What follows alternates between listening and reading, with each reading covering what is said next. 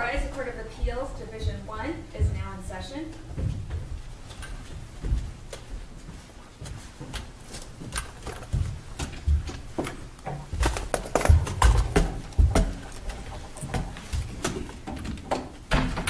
You may be seated. Thank you.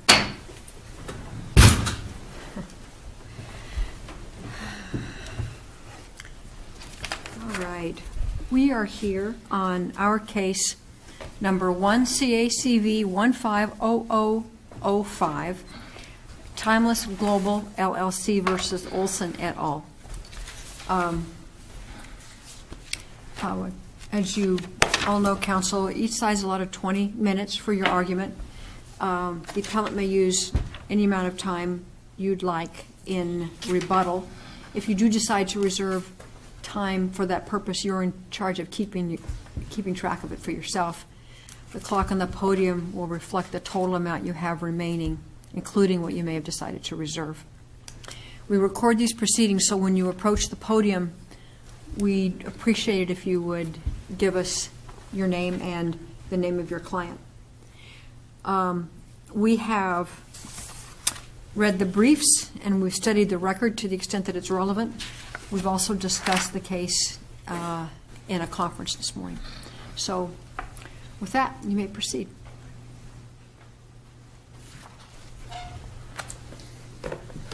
Good morning. My name is Philip Nathanson. I represent the appellants, who are both plaintiffs and counter-defendants in this case.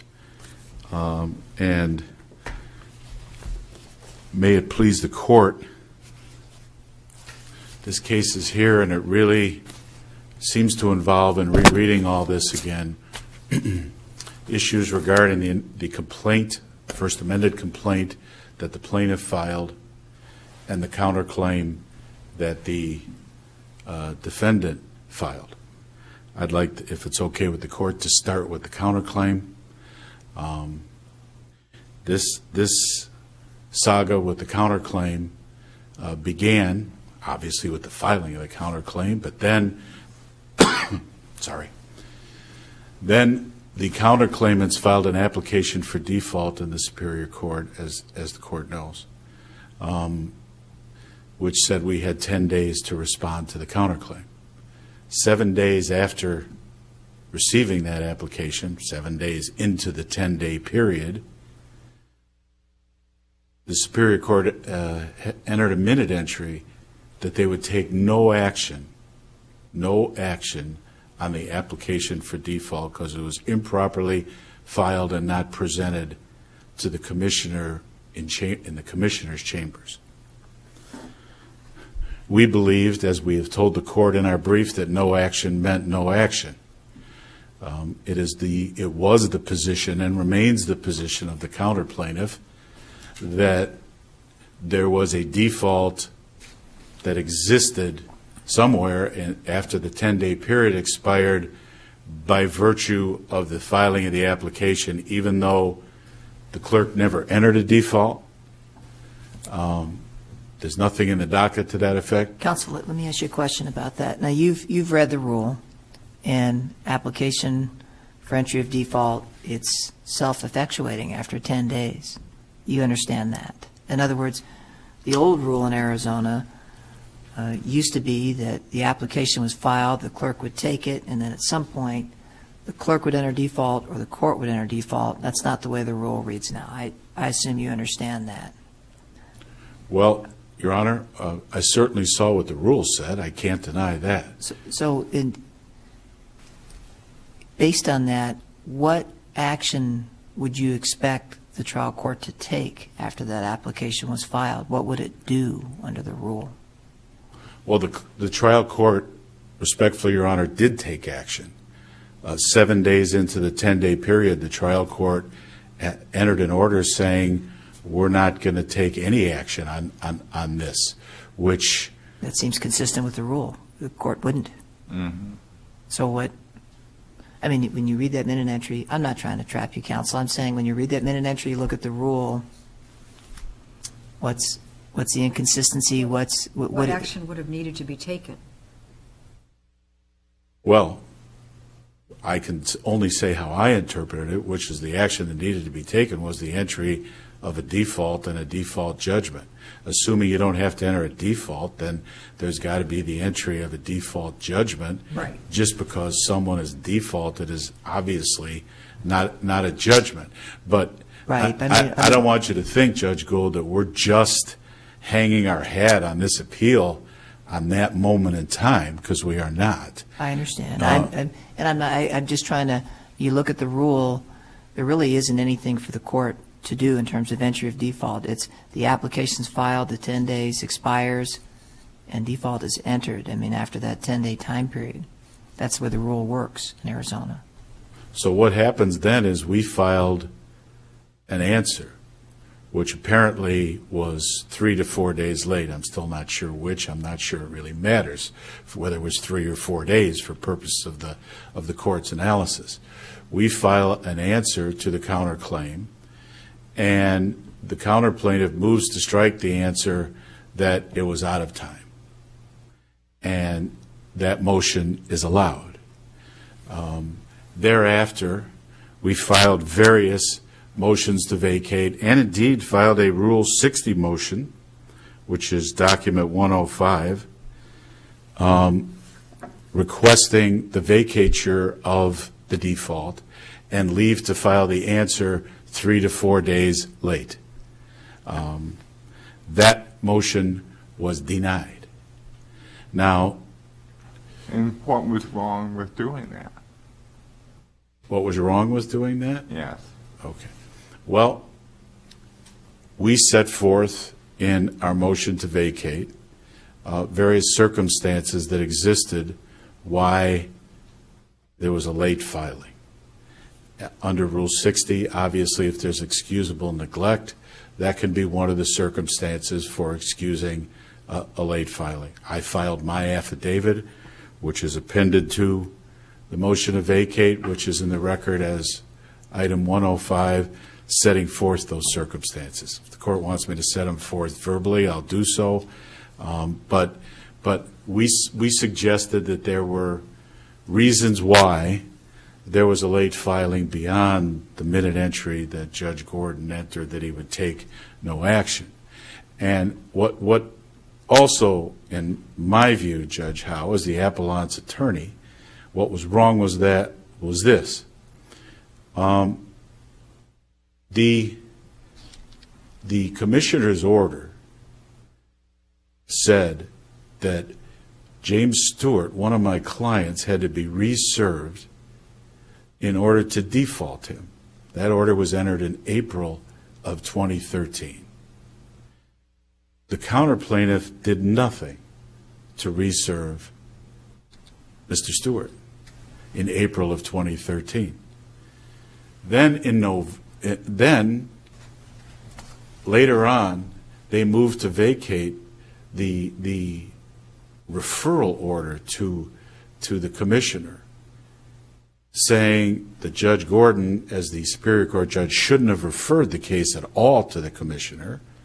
Instead, should have kept it himself, because the commissioner made this ruling that the individual counter-defendant had to be reserved, which was erroneous. Was it? I mean, does the rule require that the individual counter-defendant have to be served? Well, needless to say, Your Honor, I mean, I don't mean to be sarcastic or facetious, but from our point of view, we agree with Commissioner Duty's reasoning. No, I don't take that as sarcastic, but what I'm saying is, I mean, was it just wrong, that order? I mean, does the rule require that? It seems to me the rule, it was sufficient to serve counsel. If the commissioner was wrong in saying you also have to personally serve the party, what would be wrong with the court taking a look at that and saying, that's incorrect? Here's what, in the context, let's assume arguendo, for purposes of your question, that the commissioner was wrong. I think the problem here in this case, as applied to my clients, is this: that the orders referring the matter to the commissioner were entered in April of 2013. The first time the counterplaintiff complained about that order was 7 months later. My clients were defaulted for a 3 to 4 day delay in filing their answer to the counterclaim. And this may just sound like personal pick. I hope it doesn't. But if the counter plaintiff can wait 7 months to take action regarding the referral of the matter to the commissioner, to just ignore what the commissioner says and then go to the Superior Court judge and say, you know what, the commissioner was wrong. We don't agree with that. We didn't do it. We didn't take action because of it. We want you to say it was wrong under Rule 60. Now, we cite the case law, which I know this court is familiar with, under Rule 60, that that's not an appropriate Rule 60 motion, that to correct that spirit. Was the trial court's action, though, an abuse of discretion in making those rulings? Well, I didn't argue it as such. I argued it as an error of law, that he did not have horizontal appellate jurisdiction to reverse the ruling of the commissioner on the point. We cite the provisions of the Arizona Constitution, the jurisdictional grants to a Superior Court judge. So the way we have presented the issue to this court is not as an abuse of discretion, but as an error of law by Judge Gordon in just deciding himself to be the appellate tribunal. Well, but if, as I understand the law, horizontal, appeals, so to speak, is if the second judge is convinced that an error has been made, and it seems like an error has been made, why can't the judge correct that? Well, the cases we cite say that a Superior Court judge is not supposed to reverse what a commissioner does, that they have concurrent jurisdiction. Let's say that the second judge is convinced that it was wrong, that it was legal error, what the commissioner said. I think there has to be an inquiry then. What am I being asked to do? In this context, that leads to the result of defaulting an individual for a 3 to 4 day delay in filing an answer when there has always been total unexplained delay in what the counter plaintiff did regarding the commissioner's order and regarding was there some time limit that the counter plaintiff had to follow to challenge the default? Well, and the reason I ask is that your client had a time limit to file an answer that you admit you exceeded by 3 or 4 days. Is there a comparable time limit for the counter plaintiff to move to correct the commissioner rule? I'm not aware of that there is. Well, Your Honor, there is a 6-month time limit in Rule 60. Now, I recognize, in all candor, that applies generally to judgments. In fact, Rule 60 generally applies to judgments. You have here a Rule 60 motion being used to vacate a referral order to a commissioner. That the referral order wasn't a judgment. So the Superior Court judge chose to grant a Rule 60 motion, which indeed has a 6-month time limit. Here, 7 months. There was a 7-month delay in pursuing Rule 60 relief. So is there a time limit in Rule 60? Yes. Has this court interpreted that time limit to generally apply? You have 6 months from entry of judgment to move to vacate the judgment? Yes. You know what? Let's talk more about the 3 or 4 day delay. Under what rule did you seek relief from the entry of default. I mean, I'm aware that there were extenuating circumstances.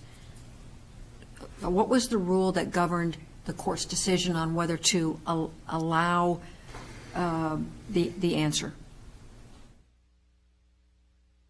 Well, I think that we moved, what we ended up doing, Judge Johnson, is we moved under Rule 59 and Rule 60. First, we objected to the motion to strike the answer. Okay. And we made the arguments that are in our brief that you've already heard me discuss as to the circumstances surrounding that. That was an abuse of discretion, I take it. Well, I think allowing late filing is I don't think you can argue that's an error of law. I think that's the abuse of discretion standard. But once the default judgment was entered based on the striking of the answer and the default proceedings, we filed a Rule 59 and Rule 60 motion under its document 105 again, and argued that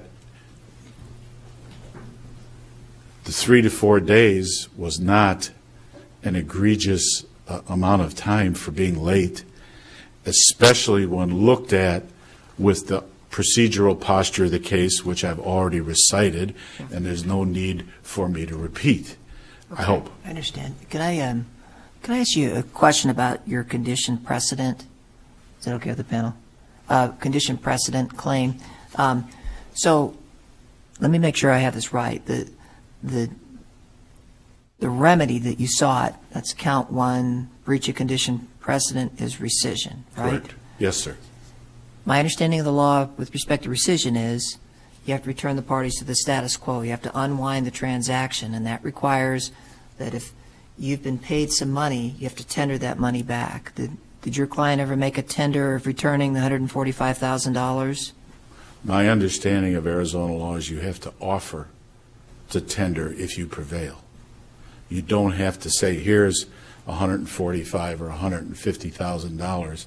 If there's a decree of rescission, then that offer has to be effectuated in the decree. You don't. I don't think that's right, counsel. In Arizona, I mean, you have to tender the payment.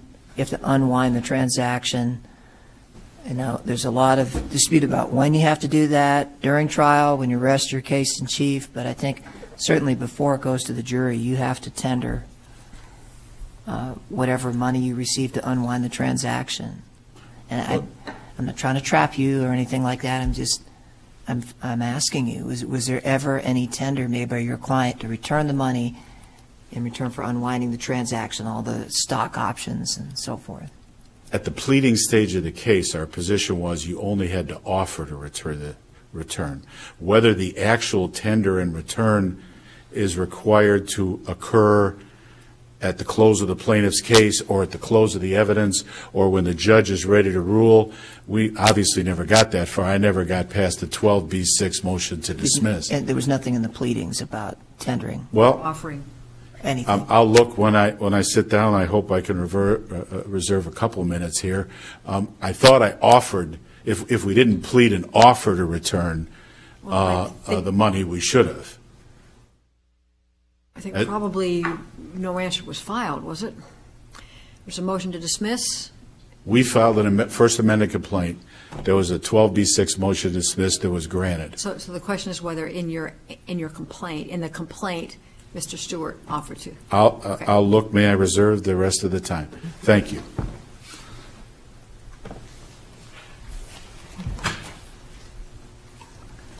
Good morning. Good morning, Your Honors. John Kerkorian on behalf of the appellee, Jill Olson and Sean Olson. I've conferred with counsel from Morgan Stanley. Just to let the court know, I'll be taking 15 minutes of the allotted time and leaving 5 minutes for Mr. Simpson. That seems unfair. No, I'm just giving you a hard time. Go ahead. Well, if he objects, he can tug me on the arm. Just to follow up on the court's questions about the tender, there is no allegation in either the complaint or the amended complaint offering or tendering repayment of the $145,000. Was there ever anything in the case that the tender would be futile? Anything like that? Any allegation, statement? You don't have to tender if you can say it would be futile for me to tender because they wouldn't accept it. There's no Anything allegation like that, Your Honor. Okay. Nothing in the record to suggest that at all. And while we're on the complaint, let me back up. Based on that, it was appropriate for the court to dismiss count 1 of the amended complaint. It was also appropriate for the court to dismiss count 2, the fraud action. There was no allegation of really a false representation. The allegation essentially was that Sean Olson didn't do something he said he would do. There's no allegation in there that it was fraudulent, that he had the intent to defraud, that he did not believe the statements at the time he made, that there was reasonable reliance on any of there was none of the fundamental allegations that you would see in a fraud complaint. And I would just note that the plaintiff appellant had multiple opportunities to plead a valid fraud claim. The court gave him until mid-April, I believe, to amend his complaint. There was no amendment. 2 months went by, still no amendment. We renewed our motion to dismiss, and ultimately an amendment was filed. The court granted our motion to dismiss, and then there was no even request for leave to amend again. So the operative pleading is the amended complaint. It fails under Rule 9 to state a valid claim for fraud, and I think the court was appropriate in granting dismissal of that claim as well. There was no response filed to the defendant's motions to dismiss? And no response filed. Yes, Your Honor. Do the defendants, put this a little bit differently, if the court were to affirm the judgment based on the failure to file a response to the motions to dismiss, would that have a different consequence or any different consequences than the court affirming on the merits?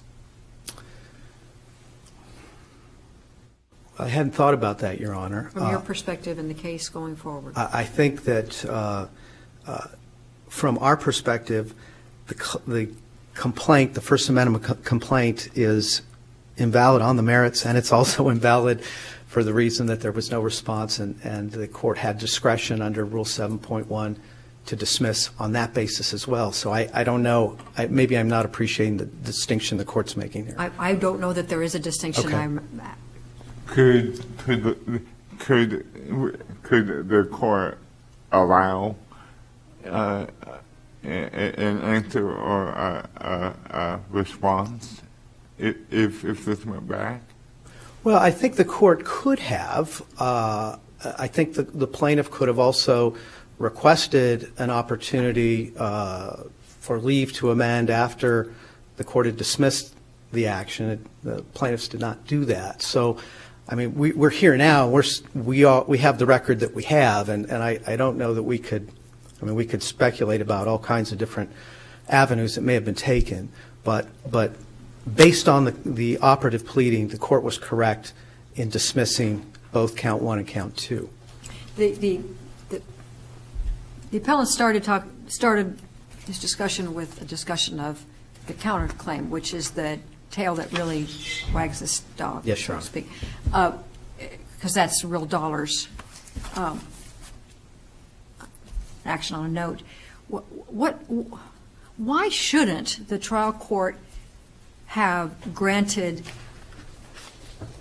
leave to the counter defendant to file a response to the counterclaim 3 days late, given the circumstances that were outlined in counsel's affidavit? Well, Your Honor, the circumstances that were outlined in the affidavit came months and months after the answer had been stricken. What counsel argued at the time, when the issue was put before the court on the motion to strike, is that the referral order essentially stopped the process, that there would be no default by operation of law because of the referral order, and that's clearly incorrect.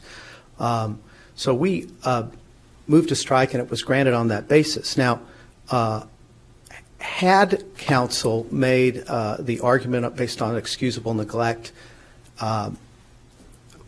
perhaps that would have resulted in a different outcome. I don't know, but he didn't. And even in the Rule 59 and 60. Well, let me ask you, counsel, Yeah. why isn't what's contained in the affidavit excusable neglect? Your Honor, I think had he asked for had he asked for relief based on excusable neglect, it could be.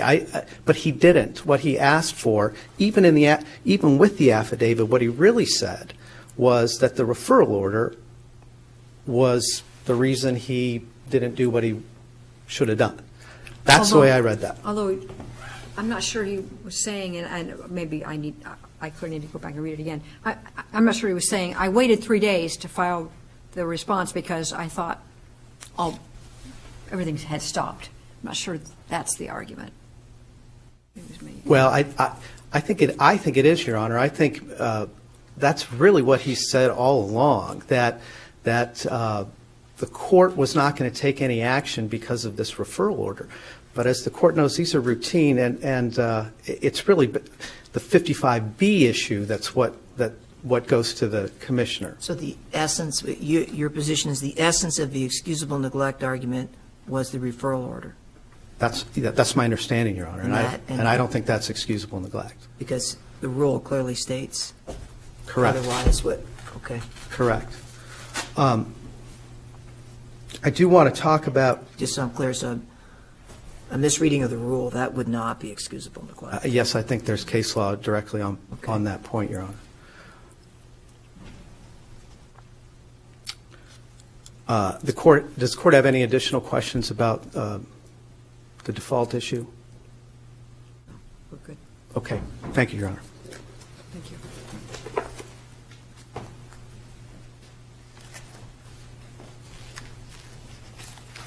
Good morning, Your Honors. Jesse Simpson on behalf of Morgan Stanley Smith Barney, one of the appellees here. The appellants and their counsel have had no less than 10 opportunities to explain why they would have some scintilla of factual or legal basis for naming a corporation like Morgan Stanley Smith Barney on this factual scenario, and they've never done so. In fact, even though they plead the conclusion of derivative liability in the original complaint, from the get-go, the factual allegations, the specific factual allegations in the original complaint and the First Amendment complaint show that Mr. Olson was not acting within the course and scope of his employment here. In fact, he was actively attempting to conceal these activities from his employer, and that's the facts that are... Counsel, don't they also sort of argue an apparent authority type theory as well, though?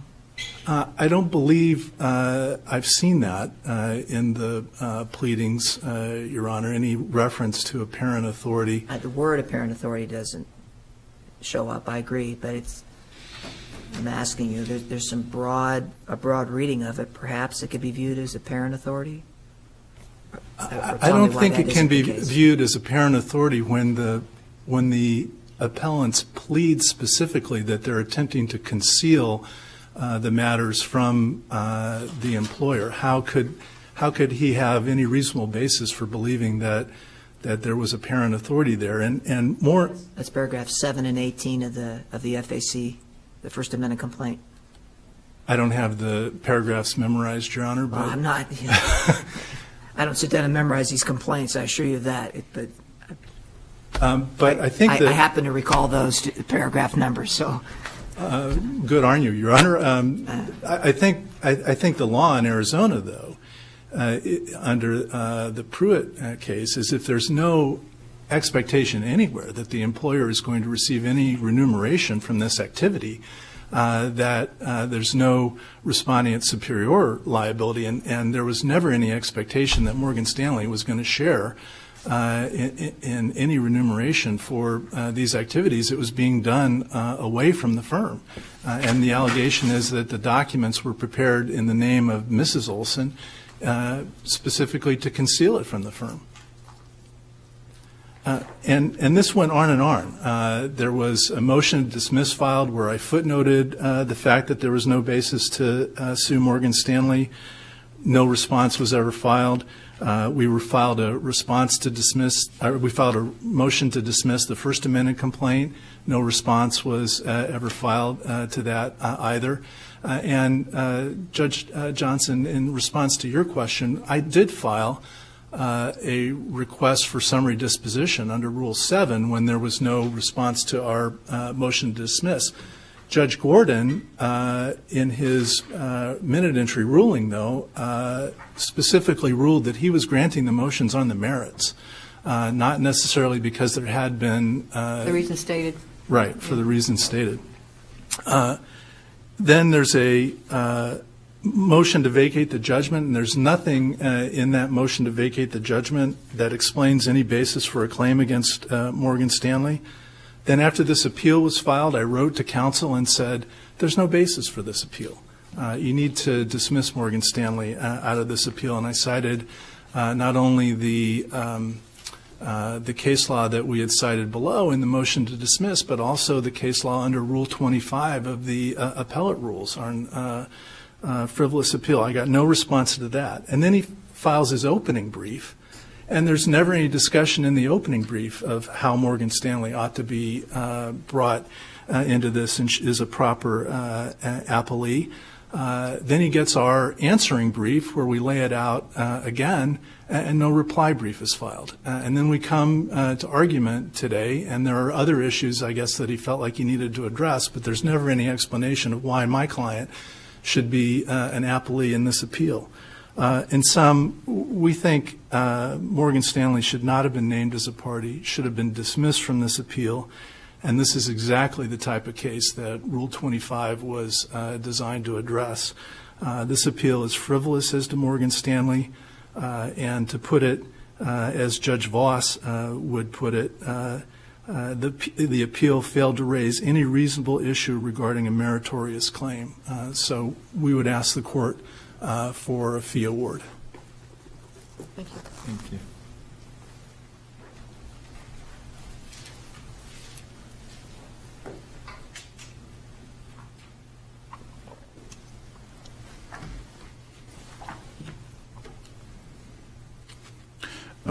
We allege in the First Amended complaint, which is document 30 at paragraphs 18 and 19, that Mr. Sean Olson was acting as the agent of Morgan Stanley, that he had held himself out as being able to marshal the resources of Morgan Stanley in his position as an executive and manager of the Phoenix office, that he would provide to Mr. Stewart and Timeless Global the access to the high net worth individuals that were at Morgan Stanley, and that he would use his position at Morgan Stanley to do that. Those were the allegations, although in response to Judge Gould's question, I have to candidly concede that there is no tender allegation in the First Amended complaint. We neither offer to tender nor actually tender. So that is not in the First Amended complaint. And what's the consequence of that? What's the consequence of that not being in the complaint? Well, I think that for my understanding of the law of rescission, Your Honors, you have to offer to tender at the pleading stage, which I didn't allege. So I should have alleged that in all candor. So that claim goes away then? Well, the First Amendment complaint, count one, didn't state a claim due to lack of allegation of offer to tender. Whether that can be further amended or not, obviously it could be, but it's not there. I want to be honest with the court. It's not there. But I do want to say that what counsel said about the excusable neglect is wrong. Our answer to the counterclaim was filed on May 10th, 2013. That's document 22. The motion to strike it was filed 5 days later. That's right in the middle of everything that I discussed in my affidavit attached to the motion to vacate, which is in the record as 105. And so this time period, the spring and summer of 2013, when the answer to the counterclaim was filed, when the motion to strike it was filed, and it was litigated, was precisely during the time that I allege, unfortunately, I was dealing with what I was dealing with.